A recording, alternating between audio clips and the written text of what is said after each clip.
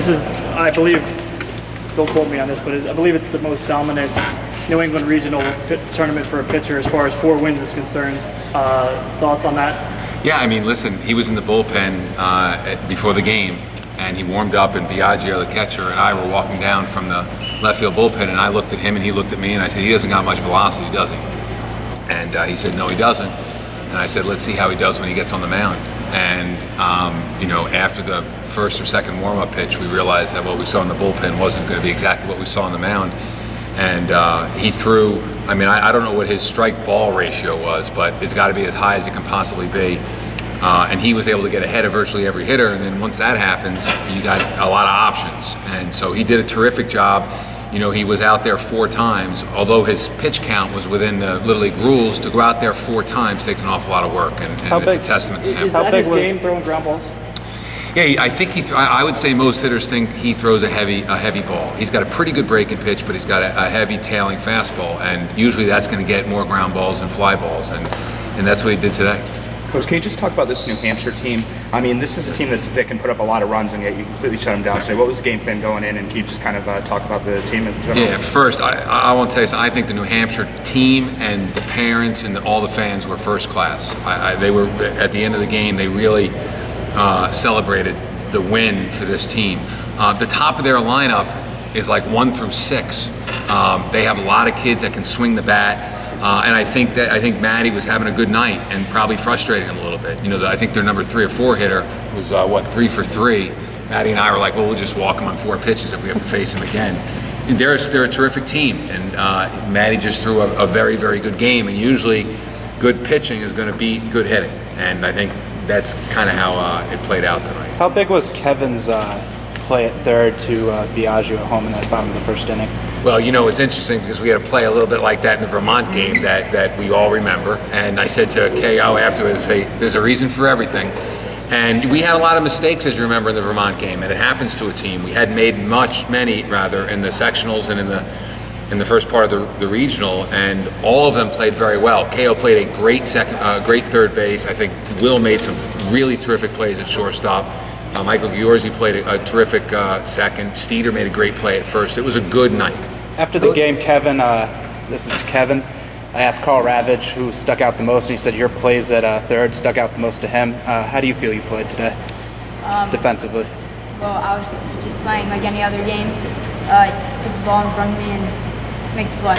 Will, Lucas, you I spoke with your coach after the game was over, and he said that maybe you gained a little confidence from that hit in the 8th. Apparently you gained a lot of confidence with that hit in the 8th. What did that hit against Vermont do for your confidence, and you must have been seeing the ball like a beach ball tonight, huh? I think I just tried to put the ball in play, barreled up, and tried to help our team get on base. And if I knew if I didn't get on base or get a hit, Matt Kubel and people behind me would pick me up. Coach, there's been some talk that this is one of the more confident champs to come out of New England in years. How do you feel about this team headed to take on the best of the best in Williamsport and this group's confidence and skill? Yeah, I think it's a modest team. I've said that to a lot of the guys here many times before. They really are. It's a very humble group of kids. They play very well. And listen, you go to Williamsport, it's going to be a different game. I think you probably face California. They always have a terrific team, and so it sounds very cliche, but I think they'll take it one game at a time and see what happens, and we're just happy to be there. Coach, what does it mean to the program? You become now, there's only 3 teams in the city, 3 city teams that have gone to the World Series twice. What does it mean for this program? I will say this. Larry Klein, who coached the 2010 team, I think made this comment to maybe Pat or to Rich or somebody. There are 1,000 players in Fairfield Little League, and while this is terrific, the league is about those 1,000 players, not just these 11. And I think it certainly gets kids interested to join the league. I think the bigger the league is, the better we are, the more talented players we can get, and maybe you can continue to win games. But we've had a good 3 years. It would be unfair to put this standard on the teams for the next 3 years. It'd be terrific if we win, but there may be other towns that have players. Bill, what is the standard you put on this team when they start the season? You know what? Get out of the districts and don't look beyond that. The team has won, as many of you know, since they were 10. They won the East Region at 10. They won the state championship of 11. And it was an expectation that we played down. We did not want this to be about having, I mean, no one should set a goal to go to the World Series. It's just not a realistic one. It's terrific when it happens, but it's not realistic. And I don't think they did. I think we wanted to get out of districts. We were worried about beating Fairfield National. And then after that, we were worried about Yalesville and Wilton. And then after that, we were worried about Avon. And I think that's how they approached it. Will you take some time tonight and watch the DVR and the final out? Could you appreciate the moment, or will you go back and check it out before you sleep tonight?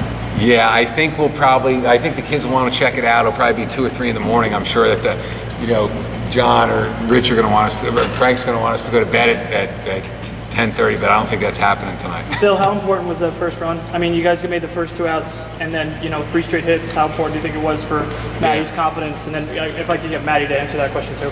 Yeah, the run was important. I think probably the players, we did not hit the ball very well against Vermont, and so you're worried about going out and having another game just like it. And you can certainly string together games like that. I think the fact that the first 4 or 5 guys hit the ball pretty hard, they realized, all right, we're going to score some runs tonight. And then Matt, a little more confidence going on the mound, 1-0. Yeah, the offense definitely helps me out. It makes you know that you don't have to be perfect, and you don't have to. You can make a few mistakes, but not too many. What was working for you? My fastball, I thought, had pretty decent velocity, and I thought I was able to hit my spots. Coach, you just talked about the bottom of the fourth. There's 2 outs and 2 runners on. And Matty's able to get that out. So Yeah. how big is that? Yeah, I mean, we were watching his pitch count, and I think he had thrown, I don't know, 7 or 8 pitches to that second hitter, and we were worried because at that point that we did not have a commanding lead. It was getting into a point in the game where we were going through, I think, the top of the lineup. And so there's innings like that throughout an entire game, 1 or 2, that if you get through them, particularly their top of the lineup, which is tough, you can really speed up the game. And I think that's what happened. And we had Will in relief. If we had to bring him in earlier, we were ready to do that. Yeah, can you sum up this tournament at all? I mean, just 18 RBIs in this. I mean, just can you sum it up? Oh, well, there's a lot of great teams and great pitching, and I was just trying to hit the ball and really play and have the entire team get a bunch of runs. How did it feel to get a grand slam after being walked so many times yesterday, not getting a hit until that grand slam today? It felt good, I guess. Biagio, please speak to about your pitching staff. You more than anyone can appreciate how good they are. You're the one sitting behind the plate. How good are these guys? We have 5 amazing pitchers that all throw strikes and get outs like nobody else. And from Matty Cubell, like 6'2", from Matt Pilton, that's 5 foot, they all know how to pitch well. Steve, what was going through your mind, when the call was coming to the plate and that kid was coming to the plate, but you had to block the plate there? I had to get the out. If the game was 1-1, it would have been a completely different ball game. So I knew I had to make the play. How does it feel to be a New England champion and going to Williamsport now? Well, it's still like deja vu. Like we did this before though, but it's still like new in my mind. I still haven't really captured it yet. Bill, how deep is your lineup? I mean, this is just or Coley or Kevin. What were you seeing up there at the plate tonight? Well, there was a mix of pitches, and whenever I saw a strike, I just tried to put it in play. And Bill, the comment on your lineup, because I mean, you guys got guys batting over 500. 4 or 5 of them in this tournament. I mean, I think that's right. Yeah, the line. What can you say? They all of them put the ball in play. I think everyone from 1 through 11 can hit a ball out. And it's like the pitching staff too. I mean, we have 5 guys that go out there, and we rarely face a bad outing with 3 lefties and 2 righties, and just whether you look at the offense or the defense. And they actually they execute. It's not just they're not trading on their reputation. I mean, this team consistently goes out there and plays very well in big games, and they've done it since they're 10. Is it incredible how Lucas was able to rebound? I mean, sorry, Cubell, and then Lucas at the plate too. I mean, Cubell first with because you were talking about ice and treatments and stuff like that. Yeah. And to throw 5 2/3 after that, 88 pitches, that's pretty impressive on 1 day's rest. Yeah, we weren't sure. Matty, I was surprised Matty got past the 4th. We thought because he had been out there 3 times and we had to use him for an inning and 2/3 against Vermont. We weren't sure, but Will was well rested, so we were ready to do it. And then listen, Will was 0 for 4 before that walk-off, and before that he was having a tough couple games against some pretty good pitching. A player's got to be tough, mentally tough, and have a very short memory. And if you have a short memory, you put games like that in your rearview mirror, you can go 4 for 4, whatever you want to do. What is it Coach about the big mentioned that games? this young lady here has a question, and this gentleman will be the last question for you. Matt, what is it about the big games, state and regionals? I mean, it seems like your game goes to another level. I mean, do you feel big pressure out there? Well, I think it's just adrenaline that gets me going. Every game I just take it like it's, just take it as a game, and I just try to throw strikes. Matt, your coach said a few minutes ago that when you walked by the bullpen and saw you warming up, you didn't have good velocity. And then he said when you got on the mound and he saw you after you threw a few pitches, you were a different pitcher.